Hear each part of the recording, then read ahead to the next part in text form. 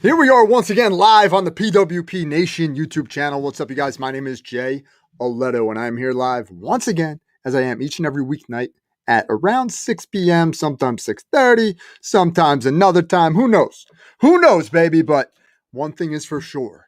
We're going to keep this party going each and every day right here on the YouTube channel, youtube.com/PWP Nation. Guys, you could also find us on other platforms as well. I'm talking about Twitter. Head over to Twitter. How about Facebook? Facebook.com/PWP Nation. You can always connect with me. You could always connect with me, Jay Oletto. Hit me up whenever you get the shot at Jay Oletto. Social media platforms, Instagram, Facebook, Snapchat, etc., etc., etc., all over the place. We're also uploading these videos to BitChute. We're uploading them soon to Rumble. We're heading into different directions, different ways to get that content out there. Tonight, I'll be joined by Steve Regolizio of The Baseball Show, or Baseball Show, as he likes to call it. Guys, Steve Regolizio is a longtime friend of mine. We're going to be talking about a lot of stuff today. He's a content creator, but he's also a music creator. And not only that, he is very, very good at what he does. So we'll talk a little bit about that as well. And, baseball. I want to talk about baseball a little bit tonight. I'm multifaceted, everybody. If you follow this channel, if you follow me, if you look at some of the different things I talk about, I go all over the spectrum. I don't put myself in a box, and neither does this man that will be joining me tonight. And I mentioned him before, and I'll mention him again. Steve Regolizio of Baseball Show is here live. What's up, Hey, Steve? what's going on, Jay? Good to see you, man. Good to see you too, brother. How are you? I'm good. I'm just surprised with the shaven beard. It looks like it's back in high school again, all over again. Right, dude. I look good, bro. We both have aged very well, Mm-hmm. right? And I have a feeling it has to do with a lot of the consumption of different products that we had in high school. Oh, yeah. Absolutely. I don't know about after high school, but definitely high school helps. I'm Italian, so I have olive oil, a lot of olive oil every Sunday. So big up to my grandparents for making that happen. Yeah, dude, for sure. Look, dude, there's a couple things that I like to talk about when I get an old friend on the line with me, just like you are here. And like our last show, a little bit different. We didn't go live. But one thing I just want to say, bro, since we've known each other for decades, how you doing? How's everything? What have you been up to? What's new, bro? Hey, man, just living life. To use a baseball term, throwing curveballs at me left and right, but I'm able to bounce back and have a good time at this thing that we call life and just enjoying it, man. Same thing for you. It seems like too, man. It's all about up here. It's all about your mind and how you live day by day. 100%, brother. And that's something that I try to do with this channel. I try to talk about different topics. I try to talk to my friends, people who I don't talk to on a regular basis. I post a lot of crazy stuff on the internet. Maybe not crazy, but a lot of people question the kind of things I post. And I like to think outside the box and think critically. And I know you do as well. So with what's going on, let's just dive right into it, because I want to talk a little bit about how you've created music over the years and how you're very good at video production. Like Baseball Show is tremendous. I've watched a few of them and you do a very good job with that as well. But like, there's a lot going on right now. So with the current climate right here in America and the division and divisive tactics, like, what are you doing to kind of navigate through this past year of chaos that we've had that maybe some people out there could get some advice from? Well, drinking, smoking, not just kidding. That absolutely too. But just keeping my mind busy is probably the biggest thing. I think this goes for anyone, anyone who's ever run into some depression or any problem in the mental. Just keeping yourself busy, doing what you love, and laughing. I mean, laughing is key. I'm always a jokester, as they say, right? And I just try to keep it light all the time. And sometimes, in today's age, keeping it light is not easy. You got to watch everything you say. You get canceled. I mean, I don't think I'm a celebrity yet. At least I don't think I am. But if I was, I'd probably be canceled by now. So I should probably get it all out now while I can. I'd say so, man. For sure. And that's what I'm doing, bro. I won't let anyone silence me, tell me what I can or cannot say. I don't care if it's my job, whatever. I don't care. It doesn't matter because we only get one shot at this, dude. And we're closely approaching 40 years old, brother. We're getting there. You know what I'm saying? So it's like when we're getting towards that benchmark, 40 years old, there comes a point where you just got to say, there's not that much time left at the end of the day. We're all going to perish at some point. Nobody's invincible. So we just have to do what we want to do while we're still here, of course, within the confines of the law. Sure. Yeah. And breaking the law is still fun. Breaking the law, Hell yeah. But there's every day that goes by, there's less and less freedoms. There's less and less ways to not do anything malicious, but to just get away with the little stuff that we used to do as kids and making it fun. So you just try to get it all in before the whole shit house goes down in flames, to quote Jim Morrison. But I just live my life that way, man, and I do things that I like, and just screw everything else because, like, you know what, man, most of my life, probably more than half of it, I was too concerned about other people and, like, trying to cater to everybody, but can't do that. I learned that no matter what you do, there's always going to be someone who's going to hate on you or try to bring you down, usually for jealousy reasons, right? But I've experienced that too many times, and so I just do what I want, man. And to a certain extent, I can't do everything I want, but like not wear a mask, I have to do that, right? But so I do what I can as these freedoms go away. Baseball, is now into I believe it's 7th month, so it's still a baby. It's still a baby, and we have been growing tremendously. We're at 2,800 likes on Facebook. We're growing with the YouTube too. With YouTube, that was a big struggle. That's what we touched on last time when we talked. Mm-hmm. And we found that key, man, to getting some viewers. I mean, we've now seen our first video, I believe, not the one that you're seeing there, but another one on YouTube that has reached 1K. So to us, like, that's a big deal for us. I mean, I know for a lot of people, 10,000 is like the standard, but when we were getting like 20 views and 30 views on YouTube, 1,000 is a big jump. So we hit that spot. We got that technological G spot. Hell yeah. Let's check it out, man, because there you go. Yeah, it's Mets opening day lineup and rotation predictions, 1.1K. That's a beautiful thing, bro. And here's the thing with YouTube that I'm learning the hard way is it's very hard to get organic subscribers nowadays. Like, it's way difficult it's way more difficult than it used to be. When I first started on YouTube was I believe it was 14 or 2013 when I started my wrestling channel. And it was kind of easy, just because the entire landscape back then was way more like laid back. There wasn't a lot of pressure to create like very slick content. You can kind of get away with pretty much anything on YouTube. Of course, you're not breaking laws, but there was a lot you can get away with back then. Whereas now they penalize you for certain things. As soon as you get like a strike on your channel, you get put into this like other category where you're not going to hit certain search algorithms. But with what you do, focusing on, of course, baseball, but also the New York Mets, it's super niche. So tell me a little bit about that strategy, because like I said, I watched through a couple of the videos and I really like the production and what you guys have done. Tell me about that strategy, because everybody has a different way they navigate that. So you're focused on the Mets, but you're still looking at the entire sport. Like, what's the goal there? You're looking to expand it to like full sports coverage, or just a real focus on that Mets audience to like build you guys as like the go-to source for Mets information? Well, that's a great question, and I think this might be helpful to anyone who's watching. So listen close.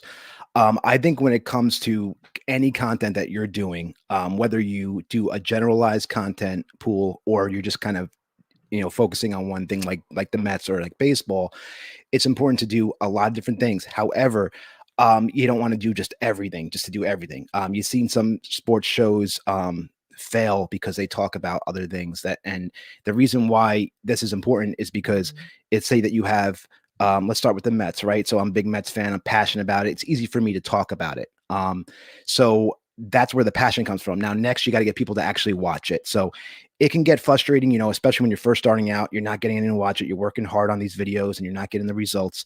But I think it's about sharing to the particular groups that you're talking about. Sounds easy, right? But it's so important. Let's say I'm doing a Mets baseball. What I do is we share our content to specifically those groups, those Mets groups, not just baseball groups, not football groups, because what happens with that's detrimental is that if you send something to a group or you post on a group a lot that has nothing to do with their group, they're going to A, get angry at you, B, probably kick you off. And we've seen that. So it's about learning it from experiences. So we call ourselves a sports show, a New York sports show, to be more specific. We cover the Yankees as well. We cover the Giants in football. We cover the Jets. We do all of those. And we did football. We experimented with football, and I thought it was great. We kind of parodied. We made fun of the NFL Sunday, Terry Bradshaw kind of folk, where we had the accents like this, and like, look right here, you got your center right here going for the quarterback. Now he's going to get in. Now to penetrate the defense right here. Whoever scores the more points is going to win this football game. And we did that kind of thing for a while, and I don't think people really got it. That's what I think it was. People saw it, it's funny, the first time around, but then I guess got old. We're having a lot more success with the Mets, so that's why we're staying with that. We have a great fan base in that. However, the New York Yankees, although I've always hated them as a team, they are a huge part of our fan base. So of course we are going to do content on the Yankees.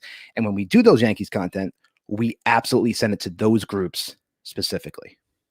Now, do you bring on any guests or anything that are more like centered towards New York Yankees fans? Because a part of a strategy that I like to use now, I'm like, I don't know if you've looked through my channel recently.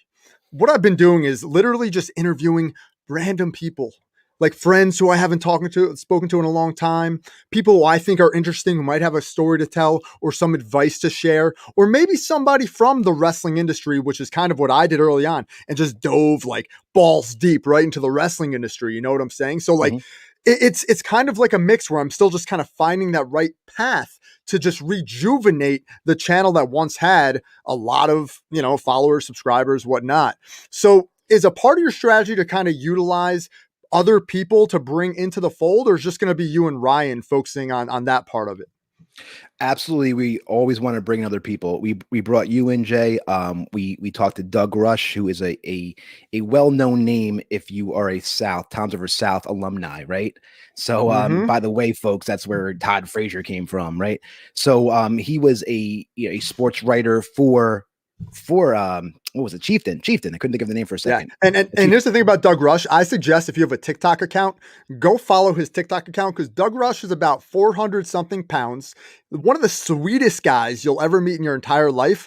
But he also is totally has no shame. Like, he does all this funny, hilarious stuff for like just a huge man to be doing on TikTok. He has me rolling on the floor laughing sometimes because of some of the content he pumps out. So check out Doug Rush on TikTok, because I think he's really trying to blow up on that social media platform. Yeah, and he has. And to answer your question again, I mean, that's a big example right there. Doug Rush, here's a guy that, built this, from what I understand, from the ground up, and he has help. He has Vintage Breaks, and he has those guys who are all passionate. Another thing, if you're going to get guys in and you're going to bring people in, get passionate people and get people that share the same mindset as you do on what you want to do. I'm not saying we have to have a bunch of clones. Like, not everyone has to be 5'7.5", with a nice little tan and bald head and, hairy chest. Everyone that you get doesn't have to be exactly the same. My point that I'm trying to make is that you get people that share the same vision. And that's important, because you have people like from my last podcast that I did, and I had a lot of fun with that. And we talked to a lot of different famous celebrities, but it died because of the direction that they were trying to pull me in and the direction that they were going in. And it wasn't sports. I'll tell you that. It was politics. Understood. I could talk some politics. Believe me, I can go on and on about it. But when it comes to my sports show, if I'm going to call it a sports show, it's a sports show, man. We're not bringing that shit in. People go and they hide out in their sports. What I mean by that is you don't just watch it because, let's say you have money on the game. People do that too, but sports is the ultimate distraction. I mean, look at wrestling. Everyone knows wrestling. Exactly. Professional wrestling isn't real, but hell, it's freaking entertaining because it's funny. And there's not enough of that anymore. It's dwindling down now. So you just got to find these outlets, and music's another outlet that I have too. And it's something to get your mind off it. Now, not to get off subject, but we love to work with people. from all backgrounds, all different ideas, and they have to be excited about it though. Now, would I say that, oh, I only want celebrities? No, I mean, I would love to have celebrities come on the show. It's hard to get them, as you know, it's not easy. Totally. Yeah. But having Doug Rush and people like that I know that we can kind of connect with, that's just as important, because now you have your thing, you have PWP Nation, and you're doing your thing out there, and now I'm promoting you, you're promoting me, we're tagging each other. Now we bring all those fan bases and we kind of mesh them together. So that's the idea. And I would love to get players here and there. It was a lot easier during the pandemic. Well, it's still a pandemic, I guess. Still, but, kind of. yeah, kind of.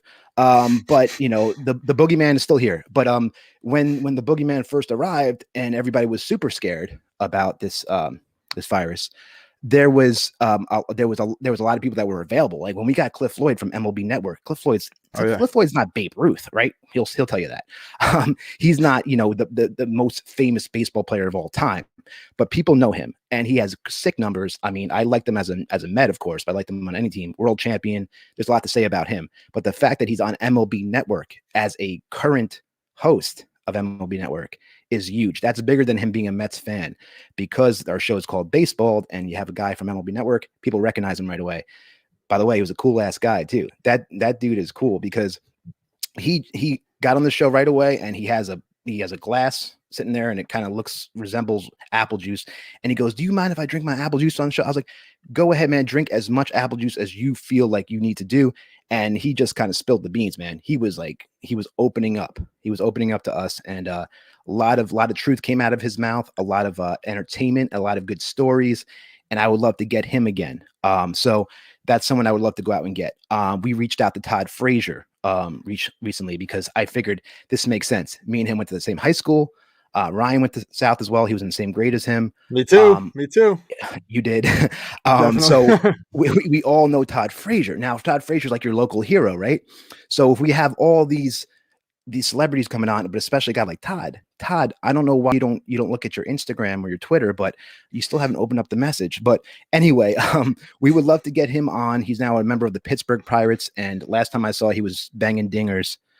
So he's still got it. And I would love to get him on, talk about his experience as a Met, talk about his claim to fame, how he got to be the Todd Frazier that we know, right? You probably know, Jay. I'm going to ask you this, how do you think a guy like Todd Frazier, coming out of Tom's River, wasn't on the map before, all of a sudden comes out of nowhere, and not a high draft pick, I don't believe. I'll check the numbers, but I don't think he was like a number one guy.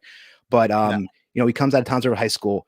How the hell do you think he stayed so consistent and good? What do you think? Well, obviously, and I know, we grew up with this guy. You always heard about the Toms River Little League team, and they're the team that went to the World Series and won it. And we had Principal Frazier, like his brothers were in MLB. It's something in that genetic DNA to make them good at baseball. That's the first thing, and that I think is undeniable. So the second thing, though, of course, is the work ethic. It's the time and effort that goes into it, because I was actually on the same basketball team as Todd Frazier for a little while, and that guy is good at every single sport. He's good at them all. He could have he probably couldn't have went to the NBA. Let's be honest, probably wouldn't have made it to the NBA, but he could have played college basketball if he wanted to, for sure, for a really good college basketball team. No doubt about it. He could have played football. He was a freaking unbelievable football player. So a lot of it has to do, especially with these athletes, they just have this talent that they are blessed with. And that family has it. For whatever reason, those three guys have it. But Todd is the shining star out of all of them. And I think it was ingrained in him as a kid when he got to be on, I believe he was on like Oprah. And I know he was in the front. I'll never forget this, bro, watching Monday Night Raw. He's in the front row at Monday Night Raw, cheering and stuff for Stone Cold and The Rock. And I'm like, this kid, are you kidding me? I'm on the Beechwood Little League team. Our team sucks. And this guy is in the World Series. Unbelievable. So it's got a lot to do with that. But I would say also it has a lot to do with that just natural talent, I saw what you put on there, and we're proud of every one of them. That's great. Listen, show, yep. We are proud of every one of our South alumni. Definitely. Here's my answer to that. You're definitely right. It's because of genetics, right? Number one, he's an athlete, he's a Totally. hell of an athlete. But more than genetics, I believe it's because he's not like and even if he hears this, I don't care. Hopefully he does hear it. Maybe he'll pop on my show. He's not the most like chiseled dude in the world. He's not like crazy in shape. He never was. He's not like Mike Stanton, or I called him Mike Stanton. I'm sorry, Giancarlo Stanton. That was his old name, Mike. But the reason why that Todd Frazier man came to be the star that he is today is because of the work ethic and the discipline. And because Tom's River South, and I'm freaking shouting them out so many times, they have this crazy baseball regimen that they are very militaristic, if that's a word. They go out there and they make these guys do laps, push-ups, wear ties on Friday. You have to wear a tie if you're a baseball player. And I know it's not a big deal, but to some it is. So here's the difference. Quick story. My brother Paul, who I'll shout out here, Paul Regolizio, he had the God-given talent. This guy went the other way. So what I mean by that is, he was just a little late on the ball maybe, but cut the ball over to the right center field. So like if you ever play golf and you don't hit the shot like correctly, kind of like drifts, but he had that natural swing that would go to right center. Now, Tom's River High School baseball field was one of the most unique fields out there. So it had a very, very weird right center field where the gymnasium was kind of cutting into the field.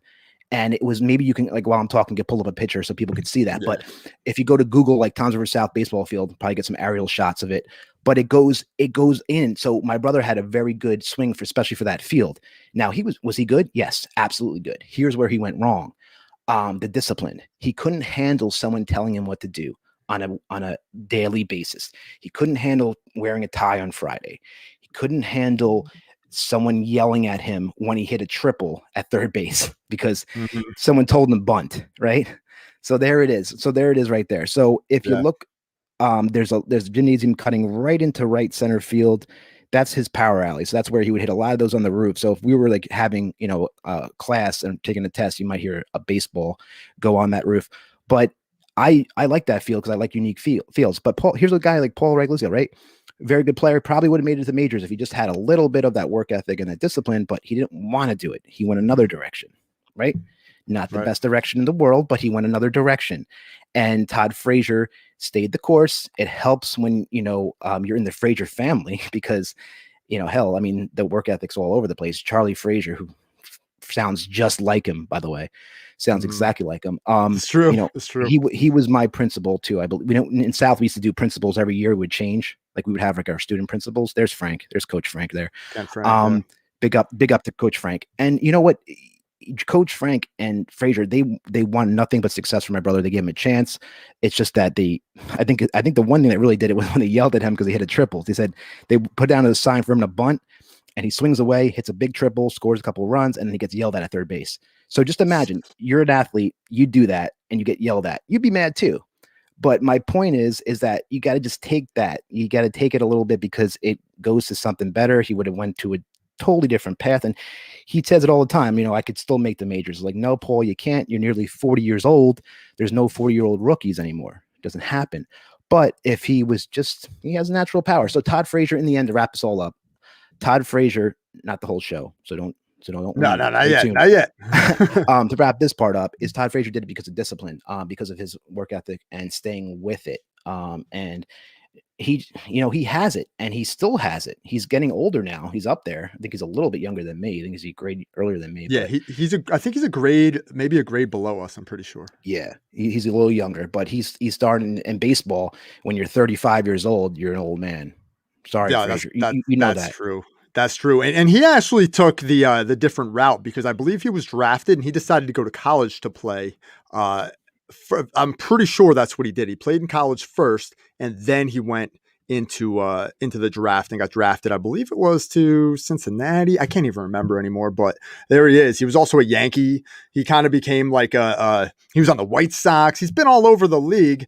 He's kind of become this journeyman type player in this later years, but he used to hit like 40 something home runs, bro. He was crushing it. So that's just and again, we talk about Tom's River, right? There's a lot of stuff in Tom's River about the water supply. There's a lot of different theories about that. And we had Todd Frazier, a Major League Baseball player, and Frankie Edgar, a UFC world champion, in the same town, right around the same age. So that's pretty crazy too about our little town here, you know? Yeah, and listen, his he'll tell you this too. His biggest years was as a Cincinnati Red. I mean, he won the home run derby in that ballpark, in the home ballpark. He comes over to the Yankees. He has played a half a season with them. He was decent with the Yankees. Comes to the Mets, and by that time, he's kind of on the tail end of his career. Let's be honest. But he still did pretty good. His first year, he was pretty good. He had some clutch home runs. I'll never forget the big 3-run home run in September when we were in a pennant race, tying the game. That was huge. But you start to dwindle down. Listen, I'm 36. I'm going to be 37 this year. I could play ball a little bit. I'm not a professional, but you could even see it. It slows you. You start slowing down. You don't see the ball as good. You don't run as good, and you get a little winded easier. So baseball is a game where you have the DH, and you could probably play till you're 40 if you're playing in the American League, right? But he's playing in the National League, so he's going to have to play third base or first base. Maybe go back to the outfield, pitch like he did in the Little League World Series. Who knows? Yeah.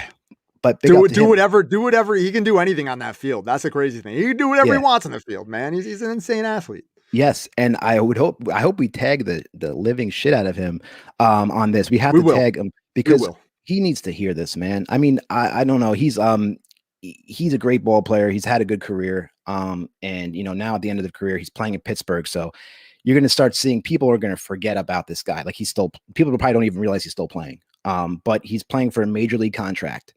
So real quick, like at the end of your career, you can accept a minor league deal with an invite to spring training, and if you make the club, you get a little bit more money, so you have some incentive there. Is that hold on Todd real quick? Isn't that Bull Durham? The movie Bull Durham is kind of the same story, right? Kind of. A little bit. I'll explain the difference. So Bull Durham is one of my favorite movies. It's about the minor leagues, life in the minor leagues, right? And you have Crash Davis, who's an old guy by then. He's almost pushing 40 years old. He's a catcher.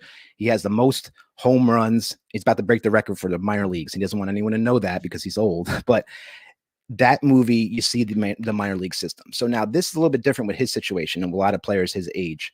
He has to kind of reprove himself again. He has to prove himself all over again because the Pittsburgh Pirates gave him a chance. And on the Pittsburgh Pirates, there's not a lot of celebrity stars on that team. So he could probably play every day. He is going to play every day. So as long as he plays decently. So here's the thing. When you have one of those contracts, you have the invite to spring training. Now you have a good chance of making the club as long as you don't absolutely suck. And so far from what I've seen, Frazier's still hitting the ball. He's still putting barrel to baseball. And he's still looking pretty good. The only thing is, I think this might help him get on the opening day squad is if he listens to my message. If he responds back to me on either Instagram, Twitter, or any of those social networks, I promise you, I'm going to advocate for the rest of the year for you to be in the squad. And maybe, hey, the Mets might have an injury or two and might get him back because last year he wasn't a Met in the beginning of the season, right? And to be honest, I don't think any Met fan was really wanted him back necessarily because he's at the end of his career. But he came back in the middle of the season, in a shortened season, and he looked okay. I mean, you could tell he's at the end of his realm here. But maybe the Mets pick him up again. Maybe that bigger team like the Yankees. Maybe someone who really needs a player like that, a veteran presence. So if he plays well enough in Pittsburgh, come trade deadline, maybe they ship him out. They get some prospects back.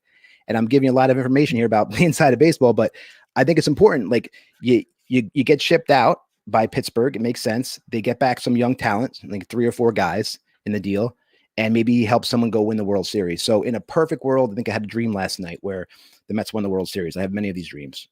No reality yet that I remember, but just dreams. So I have a dream that the Mets made it there. They're getting close. They're going to the trade deadline.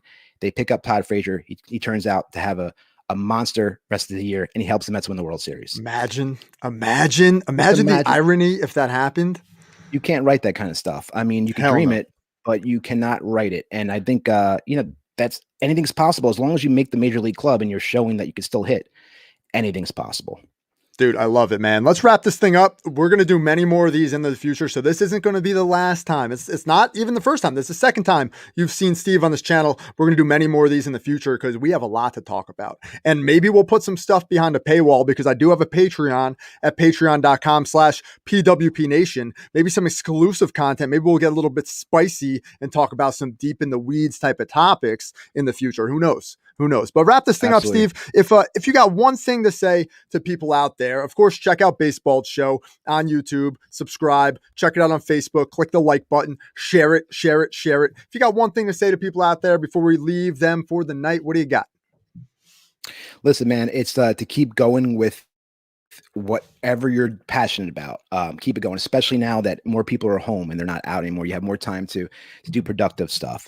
So everyone's got a niche, man. I don't care who you are, you got a niche. You know, I'm blessed that I do have several. I sound like an asshole, but I have several different talents that I can go out and do. Like I'm a musician, and I do this podcasting and also video and play live, you know, drums at weddings and things like that. So yeah. there's a lot of things that I could do for fun. Now, if you don't really know what is your niche, you know, if you don't know what makes you tick, you're gonna find it, and if not already, but go for it, man. And who cares? People are gonna talk shit about you no matter what you do. So you can do great video, you can do a great performance in music, you could have a killer game, but the next baseball game you play is poor, you go 0 for 4 and people hate you, but you're only as good as your last performance. That's something my grandfather taught me. But so just go out there and just keep on doing it because people are only going to remember the last thing you did. So as long as you're not, you know, going out and being malicious about things, and you're just being yourself, do what you do to live, man. And I think you're going to be fine. And I just think that not everyone's a star. You know, there's not enough room for everyone to be a star. True. But you just do it for fun because life is short, man. You're going to wake up one day, you're going to be 70 and you're just going to be like, what the hell, man? What did I do? So, and document shit, do videos, do music, do whatever you can, because something that can be recorded is better because you can watch it later on for memories. And, you know, and if you love wrestling, if you love just talking and shooting the shit, if we can jump on a podcast here or YouTube channel with Jay or myself, I mean, it's fun. Why not? Hell yeah, dude. And this is only the beginning. We kind of kicked off the show this way and we're ending it this way too. Steve, thanks so much, bro. I'm going to click the end broadcast button. But guys, you can watch this show anytime here on the YouTube channel. Make sure you hit that like button. Make sure you subscribe. I'm trying to get monetized. I think I need like maybe 370 more subscribers, hit that 1,000 mark, and a lot more watch time. I need like 600 hours of watch time. So watch these videos. All right, Steve, I'm out of here, bro. I'll talk to you later, my friend. All right. Thank you, man. We'll